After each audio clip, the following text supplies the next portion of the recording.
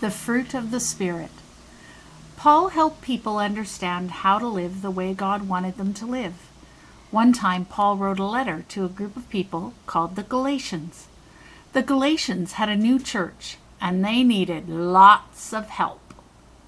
One of the problems they had was that they were always arguing. They fought and fought about all sorts of things. The Galatians didn't always agree about what it meant to be a church and what rules to follow. They had a hard time getting along, and it was getting in the way of them making a good church. Paul wrote a letter to the Galatians to tell them to stop fighting. He had some great advice.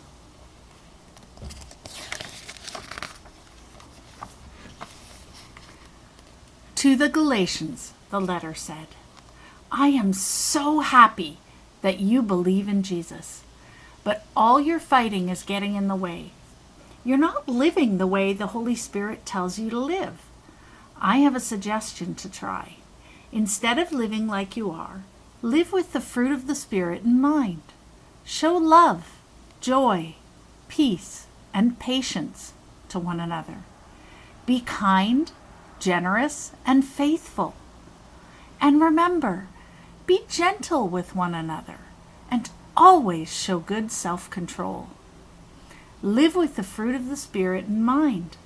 That's the way the Holy Spirit wants you to live. The Galatians looked at each other. They were very quiet. Paul was right. They weren't living the way the Holy Spirit wanted them to. What were they thinking? All this fighting was just not right. At the end of his letter, Paul wrote, the way for you to get along and be a church is to let God's love fill you. May the grace of God be with you, Paul. Each day the Galatians tried to remember the words of Paul's letter. They said yes to peace, no to fighting, yes to kindness, no to anger, yes to being generous, no to being greedy. Little by little, the Galatians saw God's love and showed it to others. They felt loved by God, and they loved each other. Remember to scroll down to find questions about the Bible story.